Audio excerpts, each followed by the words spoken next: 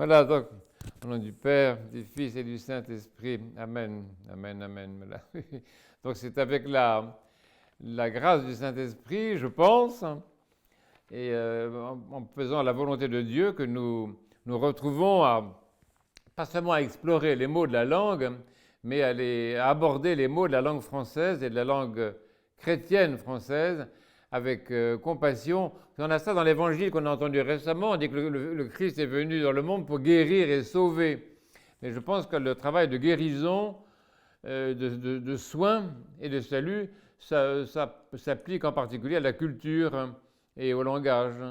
Et donc c'est avec, en fait, c'est avec compassion, avec la compassion du Christ, qu'on doit se pencher sur le langage, sur les mots, et les mots les plus éprouvés, disons, de la langue française et du langage chrétien. D'une part pour eux-mêmes, parce qu'il est dommage que les mots soient en souffrance, mais bien sûr également pour nos contemporains, nos proches, et tous ceux qui sont écartés finalement de la foi chrétienne par le mot, par le langage, par la façon dont nous parlons de la foi, et en particulier dont nous, les prêtres, traitons le langage. Donc, avec un langage maltraité, on aboutit à des résultats qui sont très, très mauvais, c'est-à-dire l'attristement des personnes, le découragement ou quelquefois même le dégoût, un dégoût profond. Mais donc, une certaine maltraitance du langage à travers l'histoire dont on doit prendre la responsabilité, et on la prend en essayant de réparer un petit peu, de guérir, de soigner. Et parmi les mots maltraités, enfin, encore que apparemment bien traités, il y a ce mot liberté, qui est un mot qui, ça fait partie des mots qui ont une charge magnétique exceptionnelle, comme le mot amour, par exemple. Ces mots, je sais pas, tous ces mots de la République qu'on a entendus, là, parce que c'était le 14 juillet, il n'y a pas longtemps, des mots qui ont une espèce de puissance magnétique, et non pas une résonance magnétique, mais une puissance magnétique, hein, et qui sont des mots très très forts, et on ne se rend pas compte qu'ils sont maltraités, parce qu'ils ont l'air d'aller bien. C'est comme certaines personnes autour de nous, des personnes qui sont grasses, bien portantes, bien habillées, on ne se rend pas compte qu'elles sont malades. Bien, le mot liberté, je pense, c'est un mot qui est malade.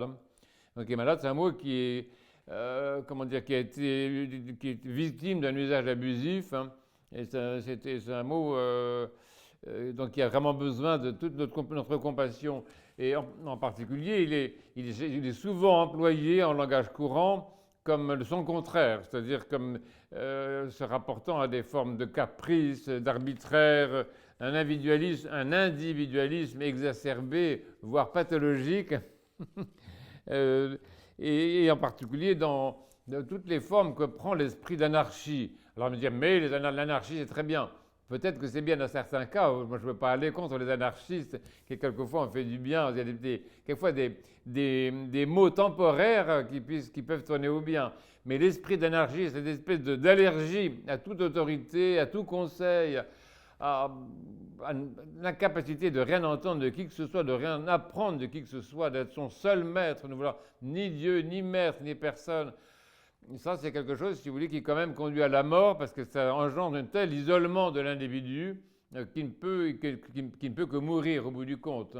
Mais ça, c'est donc, je ne pense pas seulement à l'anarchie du point de vue politique, mais l'anarchie du point de vue comportemental de l'individu. J'ai des amis qui sont comme ça. Peut-être que je suis comme ça aussi moi-même dans certaines périodes de crise. Peut-être que j'ai des comportements anarchiques, c'est-à-dire que je ne supporte pas qu'on me dise quoi que ce soit. Alors c'est lié évidemment dans cette haine de toute contrainte, de toute autorité, mais le mot autorité, on n'ose même pas le prononcer, parce que c'est encore un mot insupportable, mais en fait, ça correspond à des formes d'égoïsme dans la vie personnelle, d'égoïsme, d'égocentrisme, et ce que les pères de l'Église, comme Saint Maxime le Confesseur, que j'aime beaucoup, appellent du nom simple de amour de soi. La philaftia dans le langage de Saint Maxime, c'est cette espèce d'amour immodéré de soi, et qui fait qu'on se passe tout, on se permet tout, on veut tout se permettre, et on ne supporte pas qu'on ne nous permette pas quoi que ce soit. Vous voyez, donc tout est permis, tout m'est permis, je fais ce que je veux,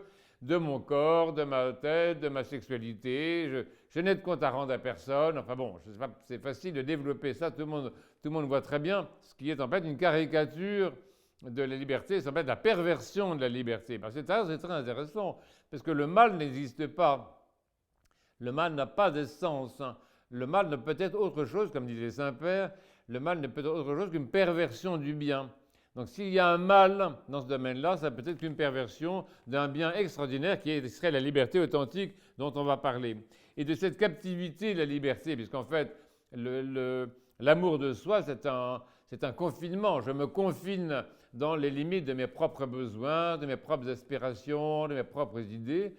Un auto-confinement, en fait, c'est une captivité de la liberté et dont nous avons l'image fréquente dans le Saint-Évangile. Il y a une des images les plus fréquentes de cette captivité de la liberté, c'est l'image du paralytique que nous allons avoir pour certains d'entre nous dimanche prochain dans l'évangile du jour. La paralysie, ce n'est pas seulement un handicap, mais tout le monde sait ça, pardon, pas seulement un handicap corporel, encore que bien entendu c'est le cas, ce soit le cas, mais c'est l'image de ce confinement qui fait que l'homme qui est fait pour être libre, qui est libre par nature, je vais y revenir, en fait, ne peut plus bouger, même le petit doigt. J'ai une amie qui a une maladie terrible, que je vais la voir quelquefois pour lui porter la communion, encore qu'il est difficile de lui faire prendre la communion, tellement elle est, tétanisée par sa paralysie. Elle ne lève pas le petit doigt. Or, quand la liberté est captive, il n'y a pas un membre qui bouge, il n'y a pas... ça peut devenir vraiment une pétrification de l'homme, ou pétrification de la culture, pétrification de la société, minéralisation et dans certains cas, il ne faut pas avoir peur de le dire, même dans le domaine de l'Église, il y a des cas, si vous voulez, où l'absence de liberté de parole, l'absence de liberté de pensée conduit à des formes de pétrification de zones de l'Église.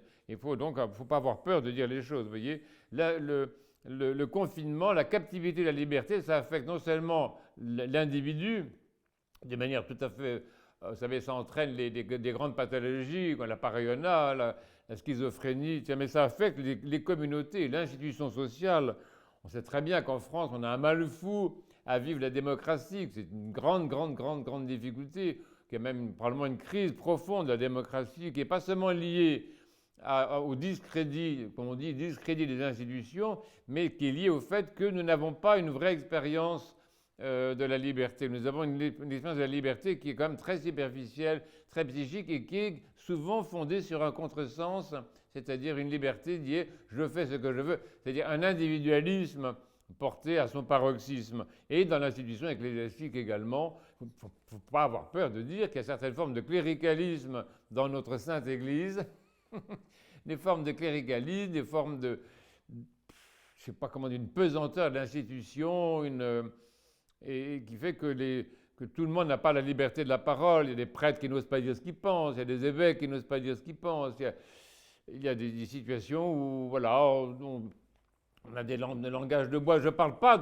d'une captivité, par exemple, comme on a connu, nous avons connu à l'époque bolchevique, où on pouvait avoir peur d'une institution politique tyrannique, mais c'est à l'intérieur même de l'Église qu'on peut avoir simplement peur de dire ce qu'on pense devant son évêque, ou dire ce qu'on pense devant les autres évêques, de dire ce qu'on pense devant son prêtre. Vous voyez, des formes il y a des formes d'asservissement quand même, que tu entends qu'il faut savoir diagnostiquer avec gentillesse, avec humour, avec compassion. Il faut diagnostiquer, puisqu'on est dans une situation en fait de soins et de guérison. Il faut pouvoir diagnostiquer les cas de captivité de la liberté, les cas de contresens du mot de la liberté elle-même. Et ceci se rapporte à ce que disaient les pères de l'Église, nos saints-pères, comme on dit, qu'on va fêter aussi bientôt, en faisant mémoire des pères des 6 conciles œcuméniques, les 6 premiers conciles œcuméniques. Les saints pères parlent de ça, ils parlent en fait, ça c'est mon expression, mais ça revient à ça, ils parlent du mésusage de la liberté. Il y a en fait quelque chose qui fait que, comme je ne sais pas me servir de la liberté, ou que je ne veux pas, enfin bon, il y a ne pas savoir ou ne pas vouloir, on peut en reparler, eh bien c'est de la liberté qui est un don initial, peut-être perverti et déformé. C'est Saint Macaire le Grand, qui est un très grand spirituel, très grand théologien mystique. Il dit ça, par exemple, il dit « De même que Dieu se détermine lui-même et fait ce qu'il veut, ainsi tu te détermines toi-même, fût-ce si telle est ta volonté, pour te perdre. » Donc ça, c'est très intéressant. C'est-à-dire qu'il y a dans l'être humain une capacité d'autodétermination, dont on va reparler maintenant, et qui est tout à fait à l'image de Dieu. Mais cette autodétermination, je peux en user de travers, parce que je peux être trompé, je peux me tromper, ou je peux vouloir aussi me tromper. Hein, il peut y avoir quelquefois des complicités dans cet usage. Donc c'est ce mésusage de la liberté qui fait qu'on arrive à des formes déformées et que le mot liberté lui-même est un mot quelquefois galvaudé. C'est ça. Alors vous savez que c'était Saint Paul, qui est un très grand théologien mystique, un des premiers très grands théologiens mystiques avec Saint Jean. Saint Paul emploie cette expression-là. Il dit, non pas tout est permis, ce qui est une très mauvaise traduction, mais j'ai toute liberté. Il annonce ça, c'est étonnant.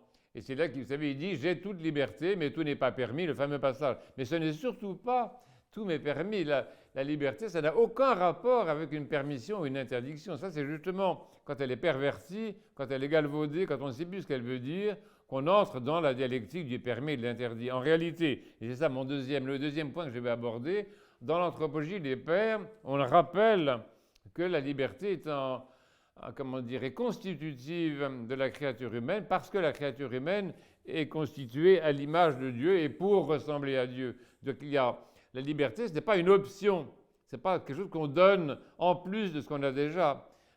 Comme une sorte de concession, on va vous accorder la liberté, comme on fait pour certains peuples. Ça, ce sont vraiment, là aussi, des formes perverties. Non, la liberté, c'est constitutif, c'est naturel. L'homme est naturellement libre, parce qu'il est naturellement à l'image de Dieu, et que Dieu est liberté, si on peut dire.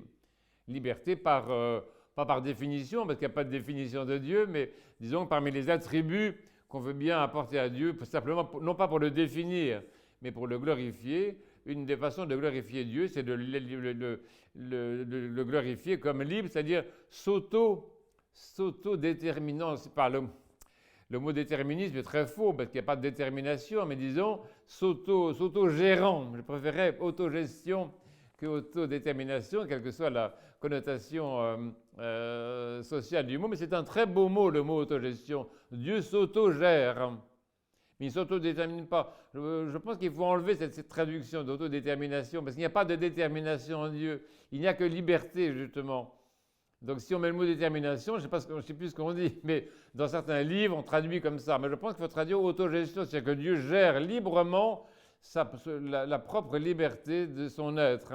Et l'être humain a aussi la capacité naturelle d'autogérer cette liberté. Enfin, d'autogérer librement la liberté, de vivre librement la liberté, justement de ne rien, c'est très intéressant, c'est de ne faire que rien dans son comportement, dans sa manière d'être, ne conditionne quoi que ce soit. C'est-à-dire, mais je ne sais pas, c'est impensable même pour nous cette question-là, vivre de façon inconditionnée. Est-ce que ça nous dit quelque chose? Inconditionné. Or Dieu est justement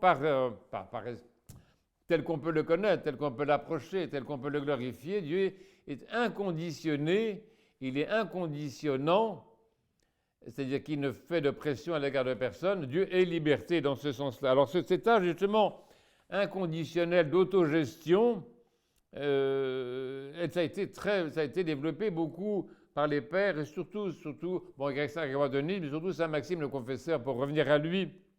Et Saint Maxime fait une distinction très intéressante entre la nature et la personne en l'être humain, puisque en Dieu, vous ne savez pas, mais vous savez peut-être que la théologie des pères distingue en Dieu la nature et la personne ou hypostase.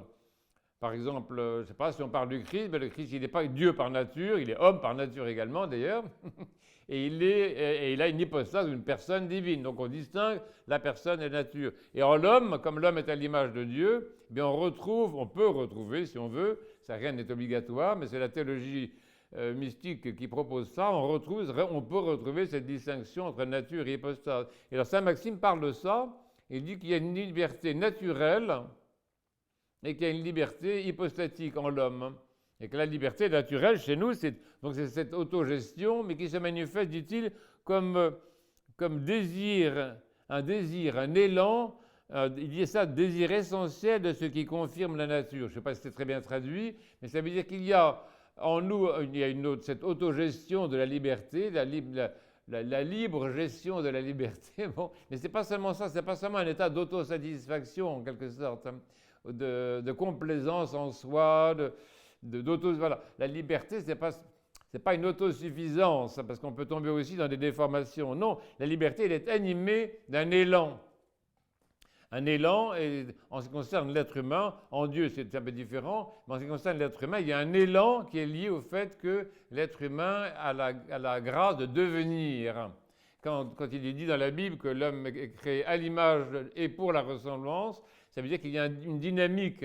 Et c'est cette dynamique qui est ressentie en nous comme un élan vers l'accomplissement de notre nature. Et ça, c'est très, très, très beau. Mais c'est ça la liberté. La liberté n'est pas seulement donc une autogestion, une autosuffisance, une sorte de contentement de soi qui pourrait nous maintenir dans un état d'immobilité, mais qui est tout à fait mortel. Non, elle est un élan, et c'est une liberté créatrice, en fait. C'est une liberté épanouissante, hein, ou une liberté qui ne mérite ce nom que dans l'épanouissement de l'être humain. Et cet épanouissement, il se fait par le concours de la personne. L'articulation entre nature et hypostase, ou nature et personne, se fait là. C'est-à-dire que la personne peut choisir, entre autres, le meilleur choix qu'elle peut faire, disons, ce serait justement d'aller dans le sens de cet élan et de le prolonger jusqu'au bout. Mais la personne a aussi une deuxième liberté, puisque donc Saint Maxime dit ça, il y a deux libertés. Une liberté naturelle qui est l'élan vers la réalisation de soi, mais qui ne peut pas s'accomplir sans le concours de l'hypostase ou de la personne. Et la personne, elle a une autre liberté, qui est la liberté personnelle, qu'on appelle, c'est pas facile à traduire, on va la traduire liberté personnelle, on peut la traduire libre arbitre aussi, ce serait plutôt ça, oui, et qui est la liberté hypostatique. Donc il y a une liberté naturelle, une liberté hypostatique. Je vous demande pardon, c'est un petit peu technique tout ça, mais c'est très intéressant. Et donc cette liberté hypostatique, ou liberté personnelle, ce choix, ce libre arbitre, cette volonté personnelle, donc c'est une impulsion, dit le même Saint Maxime, une impulsion qui choisit et un mouvement de la pensée vers un côté ou un autre. Donc c'est ça qui est intéressant, c'est que autant la liberté naturelle est stable en quelque sorte, c'est cette liberté dont parle l'apôtre Paul, c'est le terme de exousia, ou aftexousia en grec, c'est un très très très beau mot, et qui est vraiment le signe de l'image de Dieu en nous. Et puis d'autre part, et donc il y a la deuxième liberté en quelque sorte, qui est la liberté de choix, qu'on appelle pro-airesis, qui est la liberté de choix, le libre arbitre, la faculté de choisir. Ça c'est très important. Ce qui est en nous est la personne, c'est ce qui est en nous choisit. Je choisis de me lever, de me laver les dents, de sortir, de rentrer, de dire mes prières. Bon, chaque jour est fait et rempli par des choix. Et les choix appartiennent à la personne. D'accord ? Donc ça, c'est très intéressant. Et c'est l'articulation entre ces deux formes de liberté, constitutive, puisque la liberté hypostatique, elle est quand même donnée dès le départ également. D'une certaine façon, elle est naturelle. Elle n'est pas surajoutée. L'hypostase n'est pas surajoutée. La vie personnelle n'est pas surajoutée à l'homme. Elle lui appartient dès le début, parce que dès le début, il est à l'image de Dieu qui est lui-même nature et personne. Mais il faut que ça s'articule, et c'est là justement qu'il y a la possibilité de se tromper. Parce que si je peux choisir à gauche ou à droite, ça veut dire que je peux me tromper de chemin. Si je n'ai pas le bon GPS, ou si simplement je me laisse attirer de ce côté-là, bêtement, je peux être trompé. C'est ce qui est arrivé au paradis, dont nous nous souvenons tous, parce que ce n'était pas si vieux. Donc, au paradis, ce qui se passe, c'est que l'être humain, il entend de la part de Dieu une certaine injonction, et en fait, il fait un autre choix. Il choisit d'écouter ce Dieu usurpé, ce faux Dieu, ce Dieu illusoire qui lui parle et qui lui dit du mal de l'autre. C'est-à-dire que ça, c'est vraiment typique. Ce qui se passe dans les premiers chapitres de la Genèse, c'est typiquement ce dont parle Saint Maxime, c'est-à-dire la liberté hypostatique, la liberté de la personne qui fait un choix et qui se trompe dans ce choix parce qu'elle est trompée. Donc, pour toutes les déviations de la culture, de la vie personnelle, la souffrance, la mort, etc., viennent de ça, d'un mésusage, que j'ai à l'instant, du mésusage de la liberté, et qui s'explique par la possibilité d'être trompé. Alors, à l'inverse, bien entendu, les saints que nous avons ici sur les icônes, c'est tout à fait magnifique, les saints sont ceux qui font le bon choix, si je peux dire, et qui choisissent toujours ce qui va contribuer à l'épanouissement de leur nature. L'exemple le plus magnifique étant celui de la Mère de Dieu. La Mère de Dieu est une personne extrêmement intéressante, une espèce de génie de l'humanité qu'on ne connaît pas si bien finalement. C'est une personne tout à fait exceptionnelle, une grande personne. Oui, vraiment. Hein. Vous savez, il y a des êtres comme ça dans l'humanité qui sont des porteurs de lumière, et la Mère de Dieu a été vraiment un peu le summum, le sommet, disons, de l'humanité géniale. Or, la Mère de Dieu, on voit ça dans l'évangile de Saint Luc, qu'elle fait un choix. L'archange Gabriel vient, très gentil, là, très poli, et elle, avant de lui dire oui, elle lui demande exactement de quoi il s'agit, mais expliquez-moi un petit peu, je ne suis pas bien au courant, d'où venez-vous, qui vous envoie, de quoi me parlez-vous, jeune homme, c'est-à-dire, et après ça, elle fait un choix. Et alors ça, c'est ça que Saint Maxime nous fait comprendre, c'est que la Mère de Dieu, quand elle fait un choix, qu'est-ce qu'elle fait? Elle dit oui. Et le oui, c'est un mot extrêmement important. Ça a l'air de rien, un mot de 3 lettres comme ça, un mot extrêmement important dans lequel justement la liberté d'origine, la liberté naturelle, cet élan qui veut s'accomplir dans son, comment dire, en épanouissant sa nature, il y a une conjonction entre ça et la liberté personnelle qui choisit cela.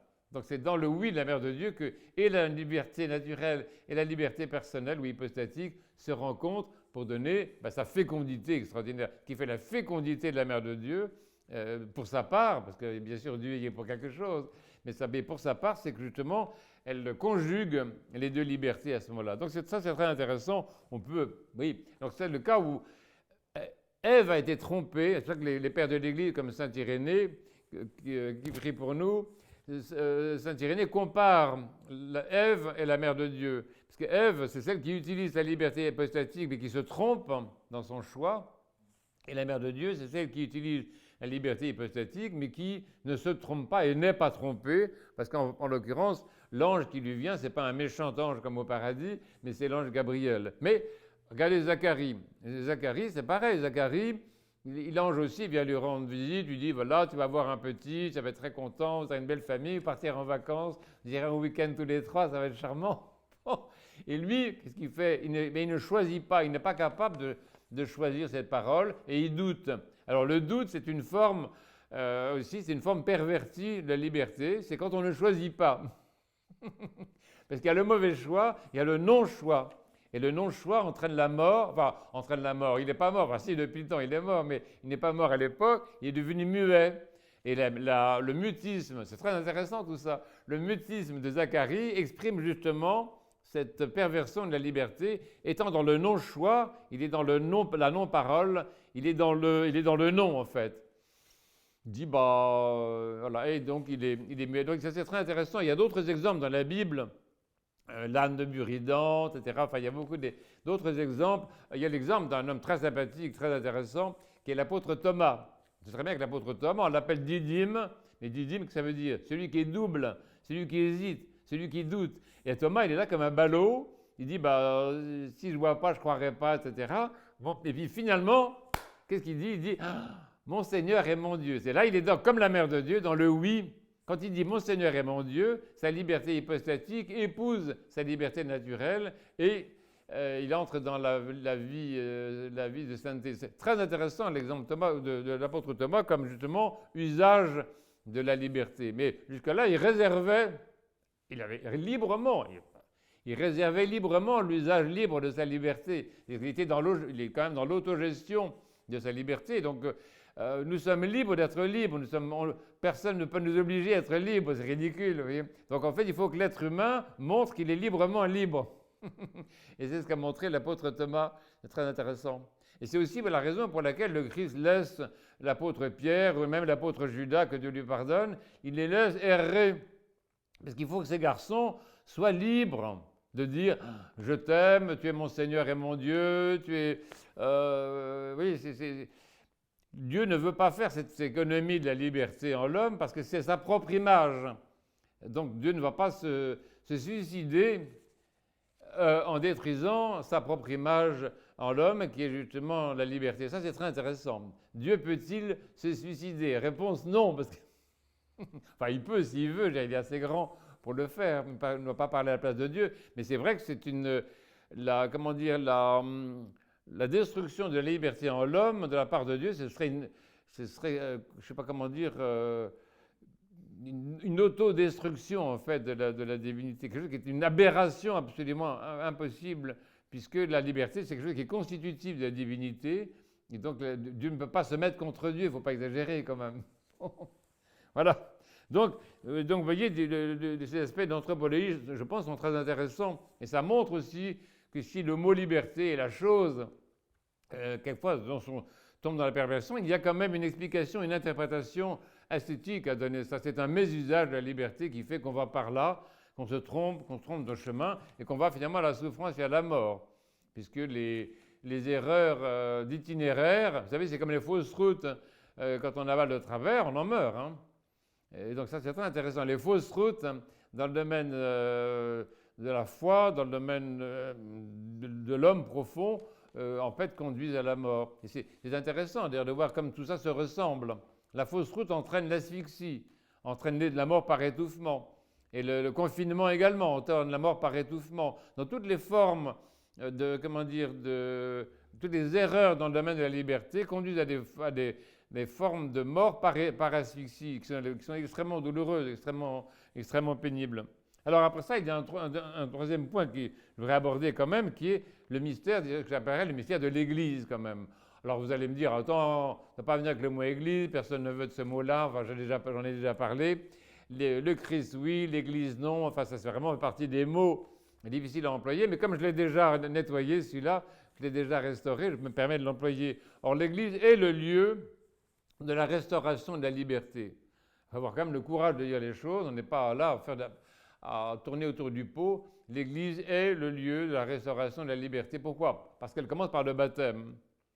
Le baptême est principalement le moment grand M où l'être humain retrouve, par la grâce du Saint-Esprit, par l'action du Christ, par des actions divines comme très très très précises, il retrouve le statut fondamental, naturel de la liberté. Il reçoit le don, c'est pas il reçoit le don de la liberté, ce serait faux de dire ça. Il reçoit la restauration de sa liberté naturelle. C'est pour ça que le baptême commence par les exorcismes, par exemple. Les exorcismes consistent essentiellement à évacuer tout ce qui est la cause de l'asservissement d'une telle liberté. Donc on commence par les exorcismes. Ensuite, on continue par le dialogue, qui est très intéressant. Rejettes-tu Satan? Réponse oui. Te joins-tu au Christ? Réponse oui. Donc ce dialogue qui est une manifestation de la liberté de choix. C'est absolument génial, c'est super intéressant. Et après ça, on dit la foi, et dans la foi, on dit que oui. Donc on est vraiment dans le oui. Oui à Dieu, oui à la foi de l'Église, on n'est que dans l'affirmation. Je crois en un seul Dieu, etc. Dans l'affirmation, comme la mère de Dieu est dans l'affirmation, comme Thomas l'apôtre est dans l'affirmation en disant Gospode i Bože moj. Donc la dimension d'affirmation qui est très forte dans l'Église, Christ est ressuscité, je ne sais pas quoi, la dimension affirmative, c'est justement le oui. Dans l'Église triomphe le oui. Ça, c'est vraiment intéressant. Et on entre dans le oui après avoir exercer sa liberté d'évaluation dans le dialogue préalable. Ça, c'est très intéressant. Après ça, l'immersion, enfin, je ne vais pas vous décrire un baptême, mais donc le baptême est vraiment l'acte initial par lequel l'être humain retrouve l'exercice, si je peux dire, de sa liberté naturelle, cette souveraineté, en fait. Il faudrait le traduire par souveraineté. Je pense, avtexousia, traduire par autodétermination, à mon avis, non. Bien que ce soit comme ça dans les livres. Autogestion, c'est un petit peu mieux. Souveraineté, c'est peut-être pas mal. Voyez. Donc l'être humain retrouve sa souveraineté. Mais oui, c'est ça. Qu'est-ce qu'un souverain? C'est quelqu'un qui se prend en main lui-même, qui est dans la responsabilité de lui-même. Oui, c'est pas mal le mot souveraineté. Souveraineté comme traduction de liberté naturelle, vous voyez. Et il retrouve non seulement ça, mais la liberté hypostatique, c'est-à-dire la liberté de choisir le chemin. C'est pas simplement, c'est pas un choix moral, vous voyez, mais c'est un choix ontologique. C'est choisir ce qui me conduit à la vie, choisir ce qui me conduit à l'épanouissement de mon propre être. Et ceci est favorisé dans l'Église par toutes sortes de moyens, mais je terminerai quand même là-dessus pour ne pas être trop long. C'est que ce donné naturel de la liberté, renouvelé par le baptême, il est actualisé après ça dans l'Église par toutes les formes que nous avons des formes ascétiques. C'est pour ça que l'Église orthodoxe a cette grande force, parce que l'Église orthodoxe est la forme de christianisme qui met la vie ascétique au centre. Et ce n'est pas pour embêter les gens, hein. Parce que l'ascèse est l'instrument par excellence de la liberté. C'est par l'ascèse qu'on fait tous les jours le choix, qu'on ratifie tous les jours le choix baptismal. C'est simple, hein. Et c'est comme ça que la personne ou hypostase se développe aussi. Parce que la personne se développe en usant de sa liberté propre, sa liberté hypostatique. C'est super intéressant. Et plus l'être humain fait des choix cohérents avec sa nature fondamentale, plus il devient une personne. Plus il devient homme dans le sens naturel, et puis il devient personne. Une personne, c'est-à-dire un homme unique. Pas seulement un homme, mais un être humain unique, parce qu'on est au-delà du masculin et du féminin à ce moment-là. Un être humain unique qui a accédé à la vie hypostatique parfaite, ce que sont les saints. Donc ça, c'est très important. Et dans le domaine de l'ascèse, si j'avais du temps, je développerais ça, il y a la question de l'obéissance. Alors là aussi, ah là là, parlez pas de ça. Bon, mais écoutez, ici, parlons-en comme de la liberté. L'obéissance chez nous, dans l'expérience des saints-pères et l'expérience des ascètes chrétiens, l'obéissance est libératrice. Alors c'est une grande question ça, parce que a priori l'obéissance c'est un truc qui enferme, qui écrase, qui déshumanise, enfin c'est affreux quoi. Alors l'expérience des saints et du Christ lui-même, c'est que l'obéissance est libératrice. C'est-à-dire celui qui est dans l'obéissance par amour, par foi, par confiance, etc., hein, qui a trouvé un interlocuteur digne d'une confiance absolue, c'est-à-dire le Christ, celui-ci, il est libéré de tout caprice. C'est ça qui est intéressant, c'est que toutes les tentations de mésusage de la liberté, qui sont le caprice, la fantaisie, l'erreur aussi, on peut se tromper, hein, tous ces dangers-là sont, désamorcés par l'obéissance. Parce que dans l'obéissance, je me confie complètement à quelqu'un qui est digne de confiance.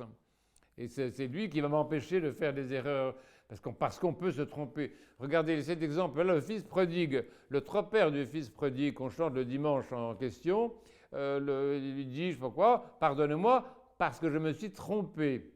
C'est très intéressant, c'est-à-dire que le péché est défini comme erreur, pas comme faute morale, mais comme erreur. Je me suis trompé de route, j'ai été trompé, je me suis trompé et je voudrais bien redémarrer. Et donc, ça c'est la vision toujours très optimiste, très positive, très, très claire de l'Évangile. C'est-à-dire que tu t'es trompé, bon, on recommence, on reprend le bon chemin et on redémarre, pas de problème. Donc, l'obéissance est libératrice et on peut en parler. Et un autre aspect très important qui est lié à l'obéissance, c'est la dimension de la paternité. L'Église est le lieu où la paternité de Dieu se manifeste à travers le ministère de la paternité, qui est le ministère épiscopal principalement, et ses ramifications. Et ça, c'est très important, parce que c'est la paternité qui permet à la personne de s'épanouir, de se développer. C'est ça qui vraiment... qui permet à la personne d'être dans l'obéissance, qui permet de faire confiance, qui permet de se sentir aimé, de se sentir guidé, accueilli. Et le Père est celui qui donne le Verbe, qui donne l'Esprit, c'est-à-dire qui donne la parole juste et qui donne l'inspiration juste. Tout père de famille, tout père, j'aime pas le mot spirituel, tout père, oui, bon, tant pis, disons un père spirituel, donne...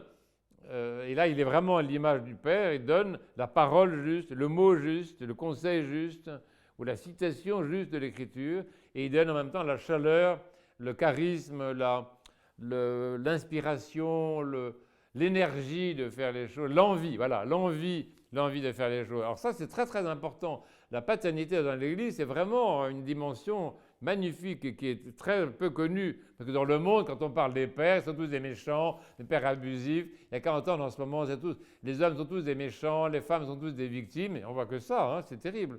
C'est qu'il y a un échec de la paternité dans le monde qui est dramatique.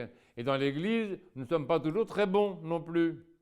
Mais nous avons la possibilité de trouver cette paternité qui libère et qui fait évoluer. Et dans le cadre de la paternité, je m'arrête après là-dessus, une des formes que prend la paternité dans l'Église, c'est l'exercice de la rémission des péchés.